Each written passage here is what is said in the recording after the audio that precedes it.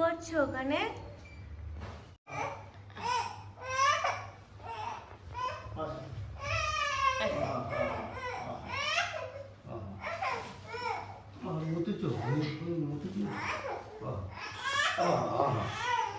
সোনা ও বাবা ও ও আচ্ছা আচ্ছা আমার আদরিনী মা ধরো। কি খেলছো সোনামা? কি অপিতি? ফলগুলো দিয়ে কি তুমি রসগোল্লা সাজাচ্ছ? কি হলো, পড়ে যাচ্ছে? সকালে উঠেই আজকে মিঠির বায়না হয়েছে পাপার কোলে উঠবে, আর পাপা বাজারে গেছে, এর জন্য সকাল থেকে খুব কান্নাকাটি করছে। আর ঘরে মিঠি কান্নাকাটি করলে আমাদের একটুও ভালো লাগে না, তাই ওর বাবাকে তাড়াতাড়ি ফোন করে নিয়ে এসছে। এখন শুধু বাবার কোলে থাকবে আর পাপার সাথে খেলবে। আর মেয়েরা না একটু পাপার বেশি ভক্তই থাকে, আর ছেলেরা মার ভক্ত। এটা কেন হয় জানি না, কিন্তু দুজনের ক্ষেত্রেই এটাই কিন্তু আমি দেখছি। এখন রান্না বসিয়ে দিয়েছি, আলু ভেজে নেব, কারণ আজকে আমাদের একটু পান্তা ভাত আছে, সেই পান্তা ভাত দিয়ে আলু ভাজা হবে। আর সকালে উঠে রান্নাটা তাড়াতাড়ি করে নিলে সারাদিন কিন্তু তেমন আর কাজ থাকে না, তাই রান্নাটা বসিয়ে নিয়েছি। আর রান্নাটা করতে এখন খুব ভালোবাসি, আর ভালোবেসে রান্না করলে রান্নাটা খুব টেস্টি হয়। কারণ রান্নার প্রতি ভালোবাসা না থাকলে রান্না অতটাও টেস্ট হয় না। আর বাপের বাড়িতে আমি রান্নাবান্না কিছুই কোনোদিন করিনি, শ্বশুর বাড়িতে এসে শিখেছি। আর রান্নাঘরটা পরিষ্কার পরিচ্ছন্ন রাখলে মা লক্ষ্মী খুব সন্তুষ্ট হয়। আর আমাদের বাড়িতে ব্যবসা, তাই আমরা চেষ্টা করি রান্নাঘর সারাদিন পরিষ্কার পরিচ্ছন্ন রাখতে, আর এঁটো বাসন কোসন মেজে রাখতে। সেই কারণে রান্না করতে করতে রান্নাঘরের এঁটো বাসন মেজে রাখি। আর সারাদিন কিন্তু সকাল দুপুর রাত এই 3 বার আমার রান্না করতে হয়।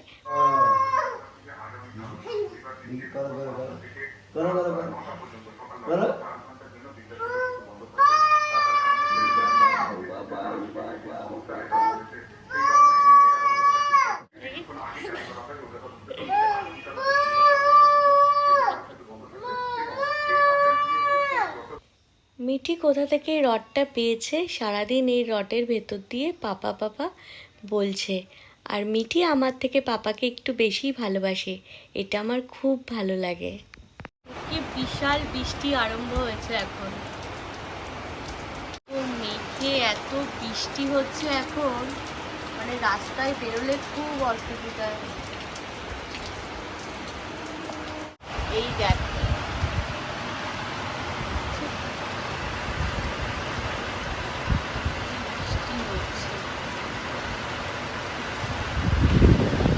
দেখো ঘরে বসে বৃষ্টি দেখতে খুব ভালো লাগে, বাইরে দেখেছো কি মুসলধারে। হ্যাঁ খুশি? তুমি কোনটা নেবে দেখো, কোনটা? এইটা না এইটা? এইটা না এইটা? দুটোই? এইটা এইটা এটা? ও এইটা, ও মাজা নেবে দেখেছো? আচ্ছা তাহলে মিঠিকে তাহলে এটা দিয়ে দিই, ঠিক আছে?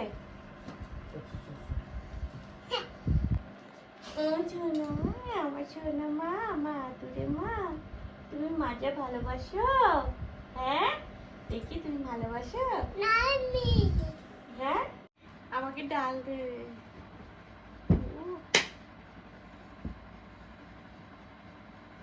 না না তোমাকে এটা না, তোমাকে মাজা।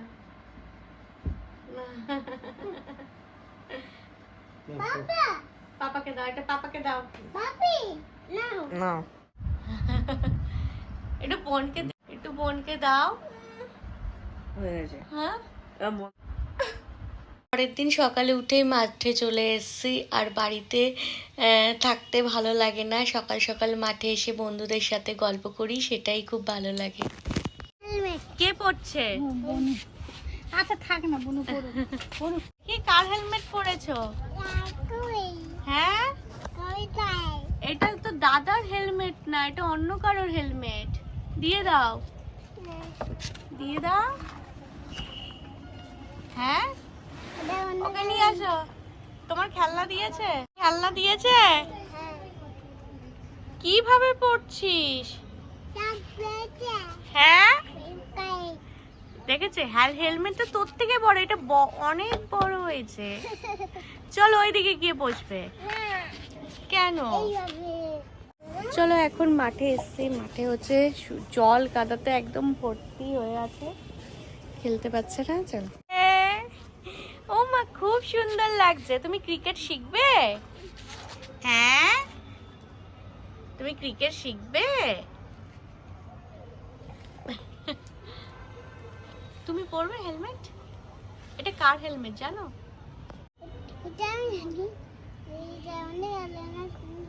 দেখি মিঠিকে কই দেখতে পাই।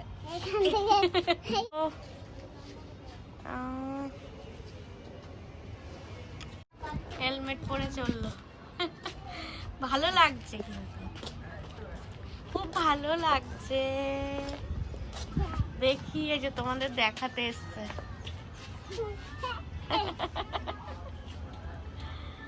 ওই এইটা পরেই এখন সারাদিন থাকবে জানো। বাইকে উঠেছো? চল, চালাবি? নামবি? চলো, মিঠি বাইকে উঠেছে। তোমার বাইক চালাতে ভালো লাগে? দেখো,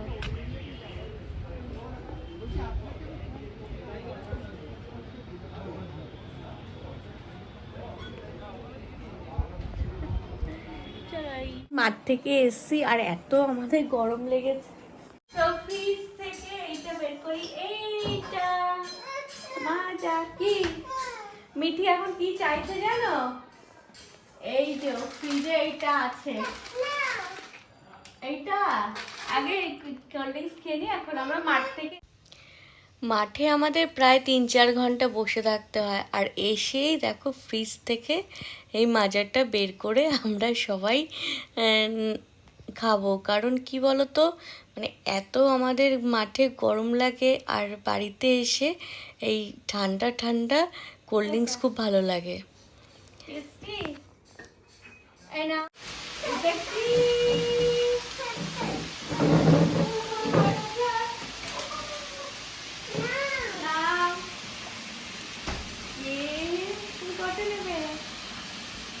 দাদাকে দাও।